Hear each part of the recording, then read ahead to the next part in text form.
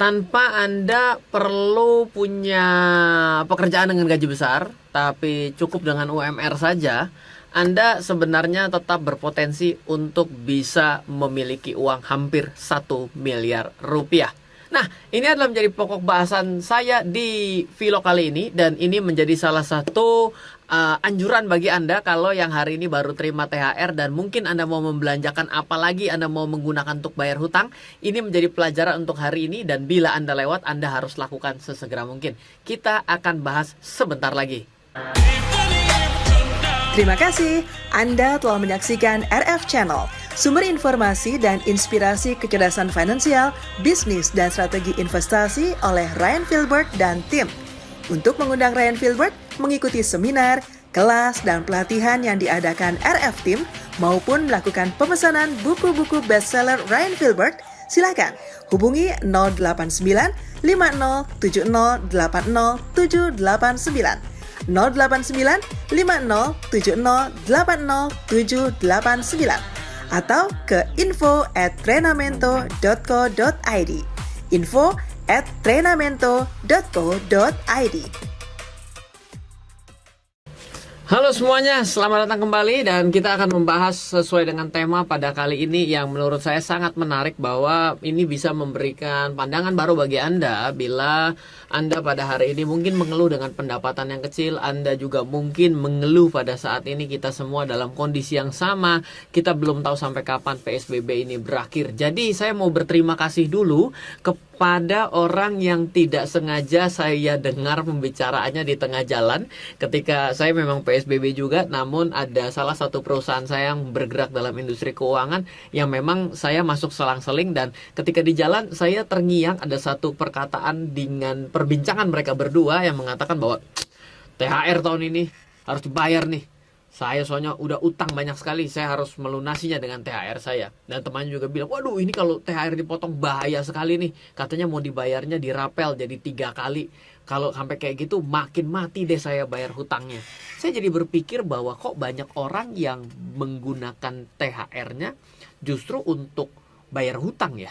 Apakah Anda juga dalam posisi seperti itu? Nah, bila Anda dalam posisi seperti itu, maka saya punya data yang sangat menarik bahwa ternyata meskipun Anda UMR sekalipun, tapi kalau Anda menggunakan dengan cara yang smart, uang dan pendapatan lain-lain Anda, sebenarnya THR itu bukan hak Anda loh, tapi menjadi suatu bonus bagi Anda yang tidak Anda gunakan.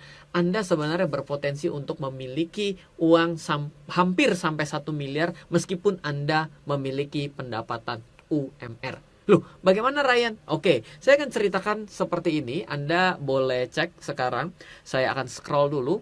Bila Anda adalah orang dengan golongan yang pertama, yaitu adalah Anda punya pendapatan 4.800.000 UMR DKI lah katakanlah, tapi Anda ngutangnya 4.800.000. Jadi Anda pendapatan 4,8, ngutang 4,8, dan saya mau coba hitung bahwa 4,8 ini dibagi 12. Kan Anda anggap saja akhir tahun terima duit 4.800.000 sebagai THR nih, kan 1 bulan gaji. Dan kalau ternyata Anda berhutang full 4.800.000, maka dengan 4.800.000 dibagi 12, maka seolah-olah setiap bulan pendapatan 4,8 Anda keluar uang 5.200.000. Betul atau salah? Betul ya? Oke. Berarti bila Anda lakukan skema itu dari hari ini sampai dengan 120 bulan ke depan atau 10 tahun, ini adalah nasibnya. Anda pendapatan 4.800.000, belanja 5.200.000, benar dong? 4,8 ditambah 400.000 dikali 400.000 per bulan selama 1 tahun jadi 4.800.000. Berarti selalu sebenarnya setiap bulan Anda itu minus 400.000. Dan kalau ini dilanjutkan, maka sampai tahun berapapun pendapatan Anda naik ataupun tetap, dan Anda tetap berhutang dengan pola yang sama, tidak akan pernah ada kata selesai dalam hidup Anda. Anda akan bekerja lebih keras, Anda akan semangat, semakin semangat demi bisa membayar hutang. Just in case, kalau ternyata hutang Anda, THR Anda tidak dibayar, maka semuanya selesai. Just in case kalau Anda di PHK, semua selesai. Oke, jadi ada orang golongan pertama pendapatan 4,8, ngutang 4,8. Mari kita bergeser ke orang jenis kedua. Orang jenis kedua, pendapatan 4,8, tiap bulan belanjanya 4.800.000. Jadi begitu uang terima, uang keluar sama. Jadi bulan itu nggak punya apa-apa. Tapi bedanya adalah karena dia merasa bahwa THR adalah bukan hak dia, dia simpan masukin ke dalam celengan semar di rumah. Plung. Apa yang terjadi selama 10 tahun? Ya jelas, setiap tahun 4.800.000 dimasukin, kalau 10 tahun berarti 4,8 kali 10. Lumayan. Ternyata apa? Dia punya tabungan 48 juta. Lumayan. Kalau ternyata di bulan ke-121 di PHK, dia bisa hidup 10 bulan. Artinya apa? Dia bisa cari kerja selama 10 bulan ke depan bertahan. Lumayan dong? Oke. Sekarang saya akan ambil orang ketiga. Orang ketiga pendapatannya 4.800.000, belanjanya 4.400.000. Cuman 400.000 saja. Jadi dia punya 4,8, belanja 4,4, 400.000 saja. Dia masukkan ke tabungan. Di mana THR-nya juga nggak dibelanjain. Karena apa? Karena dia sudah sama seperti orang kedua, merasa bahwa dia tidak berhak terhadap THR dia, dan dia mau menabung kecil sekali, 400.000 dari 4,8, artinya tidak sampai 10%. Oke. Apa yang terjadi kalau dia pergi ke bank dan dia tabungkan? Andaikan bunga banknya adalah 6,6% sudah plus-plus, jadi tidak ada potongan lagi, ya. Dengan dia tabung terus selama 10 tahun atau 120 bulan, dengan dia tetap disiplin seperti ini, apa yang terjadi? Ternyata dia punya uang di kantong sebesar 233 juta. Di mana kalau dihitung-hitung 400.000 dikali 120 hanya berapa? Hanya 48 juta. Ditambah 4.800.000 dikali 10 hanya 48, di total hanya 96 juta. Di banknya sudah menghasilkan uang 233 juta. Kita tidak pakai ilmu yang ajaib. Kita tidak pakai saham. Kita tidak pakai reksadana. Kita tidak pakai orang ini beli emas. Jadi anggaplah dia hanya mengerti pergi ke bank sajalah. Yang penting dia taruh di bank, ada satu bank, ya udah dia masukin uang 400.000, biarkan ditabung. Dia ada lagi minggu bulan depan, ada lagi akhir tahun dikasih 4.800.000, masukin lagi. Ternyata bank telah mengubah uang dia dari 96 juta menjadi 233 juta, artinya terdapat pertumbuhan 137 juta. Atau dia bisa bertahan hidup 53 bulan lamanya. Nah, sekarang kita akan bergeser ke orang yang keempat.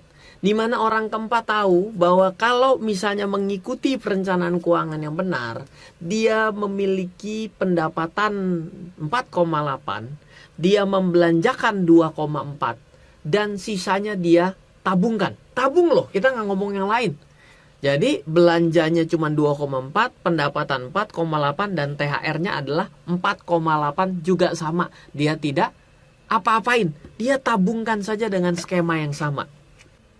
Dia terus tabungkan 2.400.000 setiap bulan, ada THR dia tambahkan, dan total jenderal 823 juta.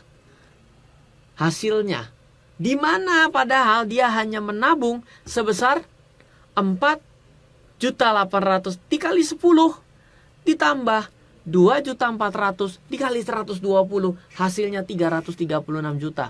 Terdapat pertambahan uang sebesar 487 juta. Bunganya sama 6,6%, dimana kalau Anda hitung dengan bunga Rural Bank atau BPR pada saat membuat vlog ini, Anda cek di lps.go.id 8,25. Dengan PPH 20% menghasilkan net 6,6%. 4 juta. Kalau Anda 823 jutanya Anda tetap depositokan, di bulan depannya Anda sudah dapat 4,5 juta. Di mana pengeluaran Anda tetap 2.400.000 misalnya. Ya, saya tahu teman-teman banyak yang komplain, Pak, mana bisa 10 tahun biaya nggak naik-naik. Ya kenapa nabungnya juga nggak naik-naik? Kenapa juga kalau gajinya nggak naik? Emang ada orang yang gajinya 10 tahun nggak naik? Kalau dia kerja di satu tempat yang sama, rasanya juga nggak mungkin.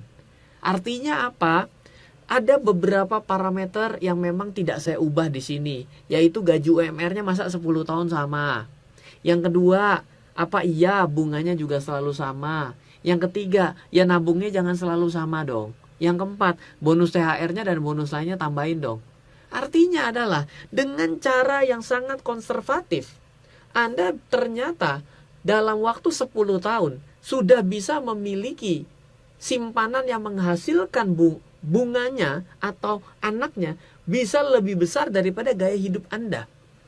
Kayak 4,5, Anda punya biaya hidup cuma 2,4.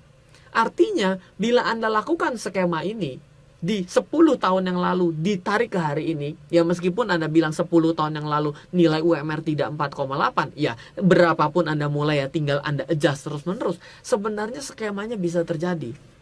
Kenapa tidak bisa terjadi? Ya karena mayoritas orang selalu berpikir adalah seperti yang terngiang dalam saya membuat video ini, yaitu THR pun habis untuk membayar hutang. Dalam prinsip hidup saya, hutang apakah salah? Tidak, saya tidak pernah mempersalahkan hutang. Ketika saya membuat sebuah video mengenai Anda jangan berhutang untuk membeli properti bagi rumah pertama Anda, dianggap saya anti kemapanan. Enggak, sama sekali tidak. Tapi banyak orang pintar dalam berhutang, tapi bodoh dalam berinvestasi dan menabung. Kok bisa pintar berhutang? Padahal hutang itu, satu, diwariskan. Jadi anak Anda pun ketika Anda meninggal dunia pun akan menimpa dan tertimpa hutang dan harus membayar hutang. Yang kedua, yang ngajarin hutang siapa? Kalau nabung dan investasi pun tidak ada yang ngajarin, kenapa hutang bisa pintar sekali? Apakah semua orang alami tiba-tiba pintar ngutang? Aneh sekali kan? Nah, jadi kalau Anda lakukan untuk membayar THR Anda, bonus Anda, itu Anda lakukan untuk membayar hutang. Sebenarnya hutang dibagi menjadi 3 menurut saya. Satu, hutang yang benar-benar parah, yaitu untuk sesuatu yang habis dipakai. Misal, Anda ngutang untuk makanan, Anda ngutang untuk konsumsi Anda. Itu belum sampai bulan depan Anda bayar hutang, itu sudah ada di toilet, betul nggak? Iya dong, artinya langsung habis selesai dipakai. Bahkan Anda masih harus bayar di bulan depan. Dan bulan depannya lagi Anda akan menggunakan skema yang sama terus-menerus. Ini yang paling parah. Yang kedua adalah sesuatu yang nilainya tidak bisa dijelaskan. Contohnya, berhutang untuk traveling. Kalau Anda pulang dari traveling yang diterima adalah kenangan indahnya, foto-fotonya. Apakah itu bisa memiliki nilai yang dijelaskan? Bisa kalau Anda pulang menulis buku, bikin blognya, video blogging, masukin di YouTube, viewernya 100.000. Bisa. Betul. Yang nomor 2, makanya saya bilang hutang yang nilainya tidak bisa dijelaskan. 2 orang akan selalu memiliki hasil yang berbeda untuk suatu nilai yang tidak jelas ini. Yang ketiga adalah kalau Anda berhutang untuk sesuatu yang nilainya dapat kemungkinan besar dipastikan turun. Hutang beli laptop, hutang beli handphone. Pak, saya buat usaha. Ya nggak salah kalau buat usaha, nggak apa-apa. Tapi kalau misalnya buat apa? Saya cuma buat pakai WhatsApp, tapi saya mau pakai RAM-nya yang 12 GB, memorinya yang 256. Lah buat apa? Emang nggak bisa buat WhatsApp pakai yang 464? Nah, itu artinya kenapa dia beli? Karena dia mau mengikuti biar kelihatan gagah. Nah, itu bahaya karena nilainya turun. Lumayan sih masih bisa digadai, betul. Tapi nilainya turun. Jadi, mari kita dalam video ini saya ingin membuat suatu pesan. Hey teman-teman, Anda mungkin akan menerima THR. Bila Anda ternyata ada sebagian yang hutang, Anda mau lunasi lebih baik.